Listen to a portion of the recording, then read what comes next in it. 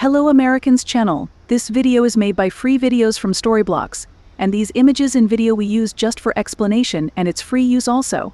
A family's joyful vacation turned tragic when their grandma vanished into thin air. Her disappearance left everyone devastated and confused. As the years passed, they tried to cope with the loss. But 6 years later, her grandson was visited by an unexpected visitor, one that would make his skin turn pale.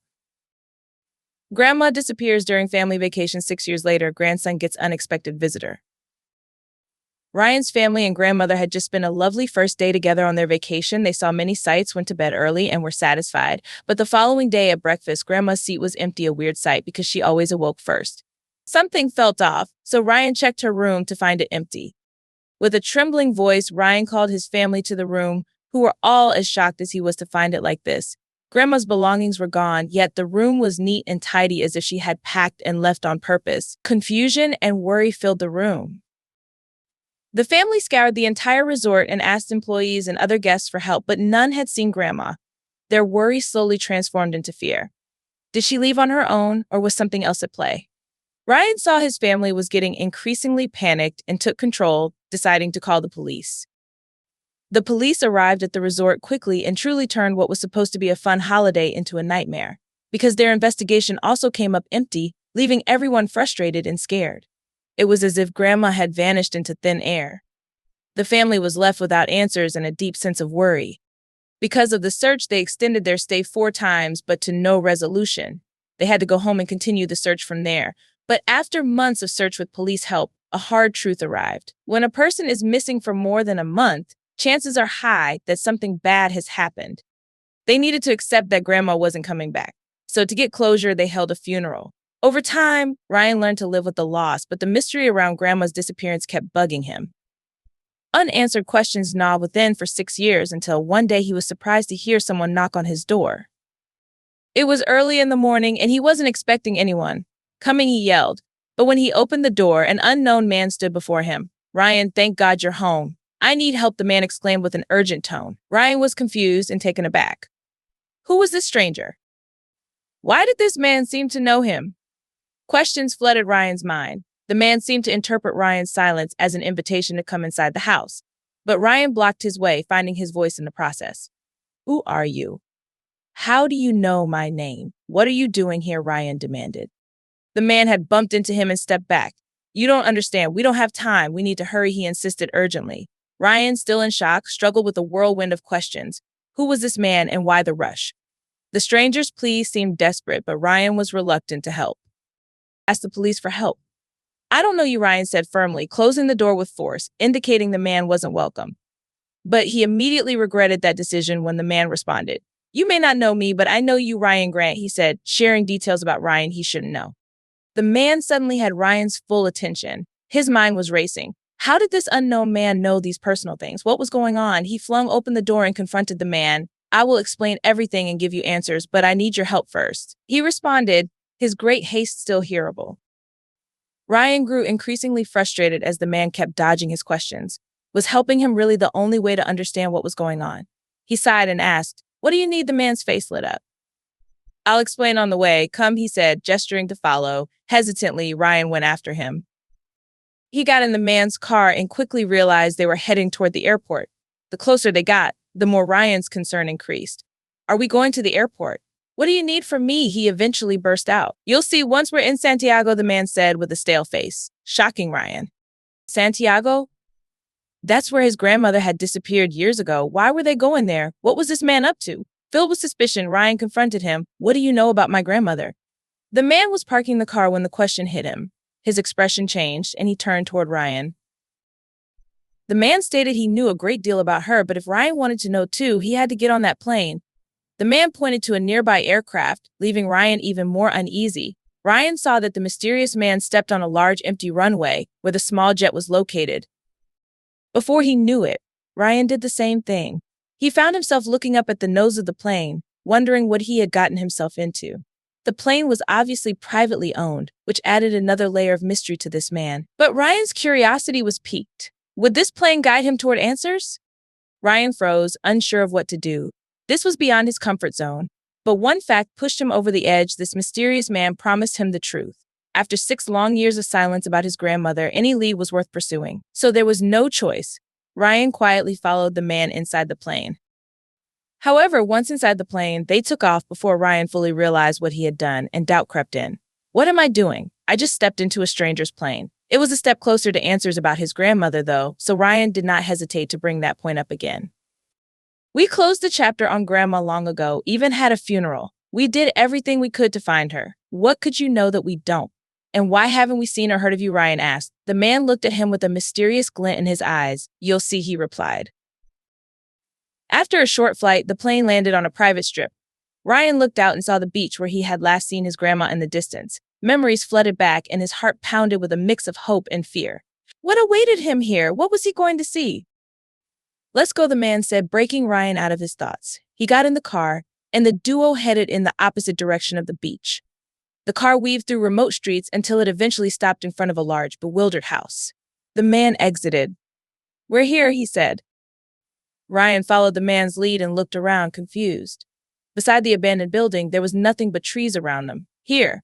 What are we doing here? He asked curiously. The man pointed ahead, his expression serious.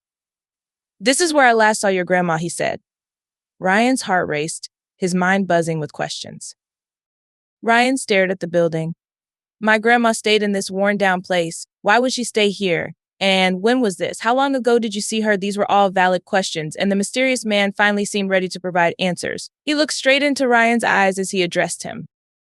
For the first time since meeting the man, he seemed nervous. He cleared his throat before answering. I saw your grandmother here just 3 weeks ago, but haven't heard from her since. These words hit Ryan very hard, and a wave of emotion surged through his body. How was this possible?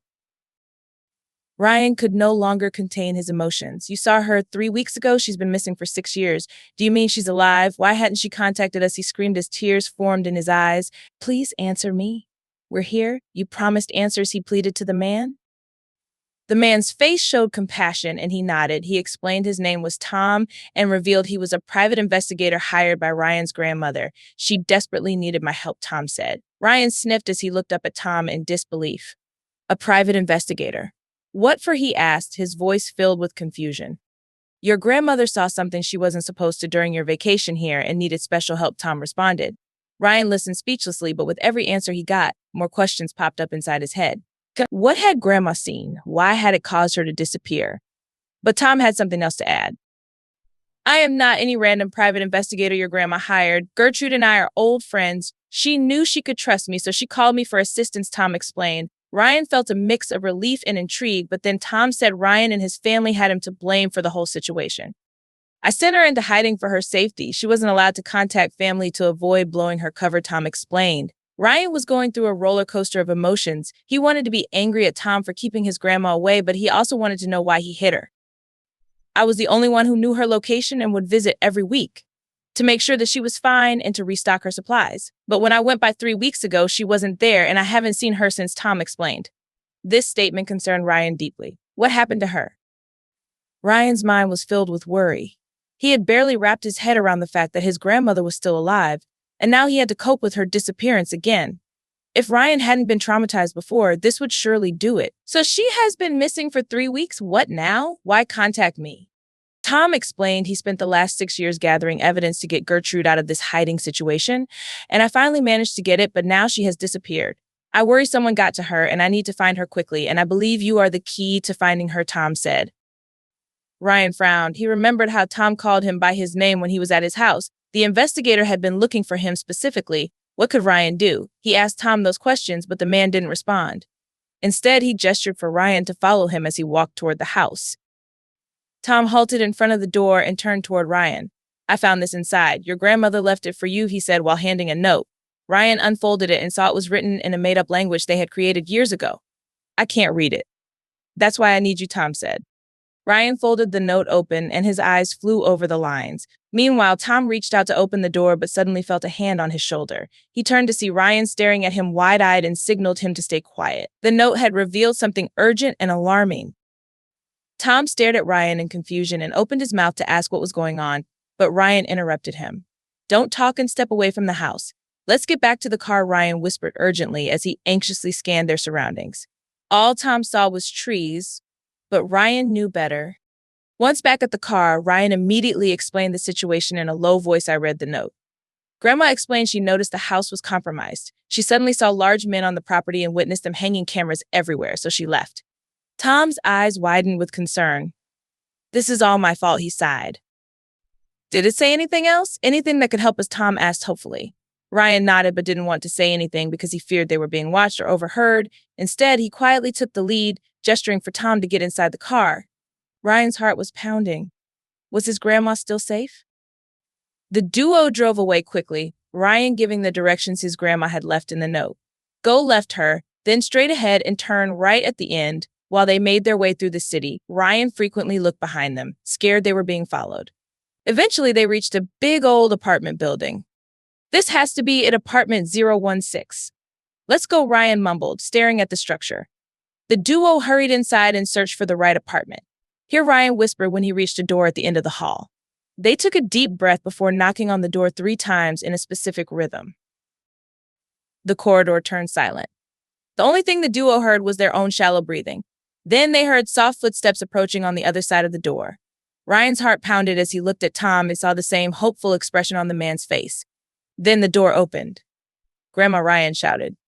An emotional reunion followed as Ryan and his grandmother embraced, tears of relief streaming down their faces.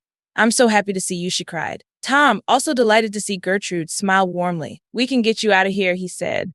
Gertrude looked at him with hope. Is it finally over? A wide smile broke on Tom's face as he nodded. It took me a while, but I finally found concrete evidence that the resort employees were committing identity theft and credit card fraud. That's why your grandmother had to hide, Tom explained. I saw too much, so the employees came after me, Grandma added. Tom explained he never thought it would take this long. However, during his investigation, he discovered much more at play. The criminal organization was vast, expanding multiple hotels and other establishments. I needed to prove everything, otherwise Gertrude would remain in danger. But now we can go to the police to finish this, Tom said. The trio rushed to the police station and told their incredible story. The officers were overwhelmed by it, as was the corresponding proof Tom had gathered. Realizing the gravity of the situation, the police immediately agreed to help. Ryan, Gertrude, and Tom felt relieved, knowing they were finally on the path to safety. The trio had thought the police would have it under control, meaning they could return home, but they thought wrong. The cops did take immediate action, launching a large-scale operation to dismantle the criminal organization. However, they also placed Gertrude, Ryan, and Tom in a secure location until they were sure everything was resolved. But thanks to Tom's excellent preparations, the police were quickly able to handle the situation. Tom's proof contained the identities of well over 100 perpetrators, and now that they were known, it wasn't difficult to track them down. After a week inside the safe house, the trio was finally able to return home. Ryan immediately called the family together to share the amazing news. The family was stunned when Grandma suddenly entered the room, and an emotional reunion followed. When the shock and confusion subsided, Ryan explained everything and introduced Tom. The investigator was applauded, hugged, kissed, and welcomed into the family as honorary guests. Ryan invited his grandmother to live with him, as he had enough space. He was determined to catch up on all the time they had lost. They talked, shared stories, and played games, rebuilding their bond. Soon, the whole grandma's disappearance had been mended, and Ryan returned to his sparkling self.